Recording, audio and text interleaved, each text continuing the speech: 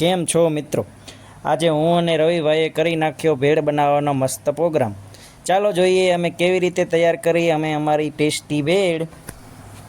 સૌથી પહેલાં લઈ આવ્યા ભેળ બનાવવા માટેનો સામાન, જેમ કે સેવ મમરા, સિંગ ભજીયા, ડુંગળી, ટમેટાં, લીંબુ, કોથમરી. અને બેસી ગયા અમારે રવિભાઈ ડુંગળી અને ટમેટાં કટ કરવા માટે. વાહ રવિભાઈ વાહ!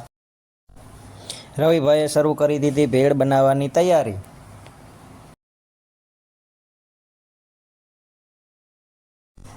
બધી સામગ્રી એક વાસણમાં નાખીને મસાલા અને ચટણી ઉમેરીને સરસ રીતે મિક્સ કરી લીધું.